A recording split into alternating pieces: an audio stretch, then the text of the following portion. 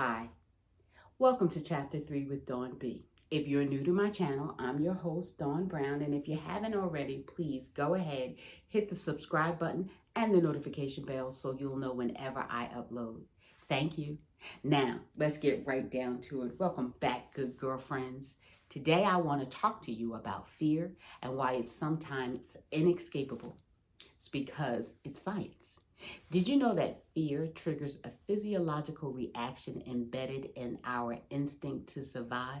Last episode, I mentioned my heart sinking when I hurt my daughter's feelings. Physiological reaction. My hopping out of bed was my brain and my nervous system's rational response to a perceived threat, fight or flight. When those systems can't accurately assess a threat, it can trigger an irrational response that could be classified as an anxiety disorder. And talking about anxiety and disorder, y'all, 2020 makes me want to fight and flee because it has been full of one major fear trigger: change. Unexpected, unimaginable, and unrelenting change. Now, if you remember, I left corporate America in 2019 to find my purpose. So I'd had all the change I could handle, or so I thought.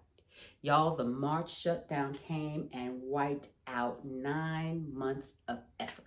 My adult education classes got canceled, and I couldn't invite anybody over to teach me the technology that I needed to learn.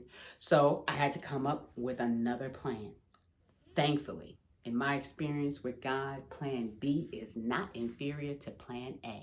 I chose to view the shutdown not as a setback, but as a God-given opportunity, believing that He, as author and finisher, already had a foolproof plan for my success.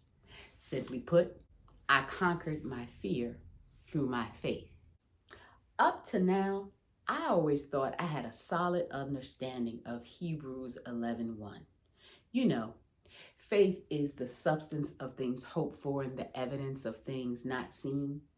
But preparing for this episode taught me that this scripture is more than a definition of faith. It also describes what faith does, how it makes the things that we hope for real, and how it proves the certainty of Christianity's unseen spiritual blessings. It describes faith in action, which brings us to today's moment of clarity. The book of James, chapter 2, verses 14 through 17. What good is it, my brothers and sisters, if someone claims to have faith but has no deeds? Can such faith save them? Suppose a brother or sister is without clothes and daily food. If one of you says to them, "Go in peace, keep warm and well fed," but does nothing about their physical needs, what good is it? In the same way, faith by itself, if it is not accompanied by action, is dead.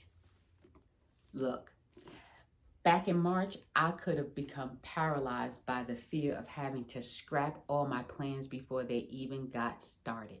While I knew I couldn't escape the physiological reaction to feeling fear, I refused to let it affect my spiritual reaction, and I activated my faith instead. I chose to believe that God had a plan, and here you and I sit today witnessing His plan coming to fruition. Look, God is no respecter of a person. If, like me, you had to start all over from scratch as a result of all this pandemic uncertainty, trust God, ask Him for help, and believe that He will make it happen, because I'm living proof that He will. Yes, we got another good one in the books today, girlfriends. I want you to remember that life can be complicated, but at least twice a week, you can join me here on Chapter 3 with Dawn B and get some clarity for your everyday life. See you on Tuesday.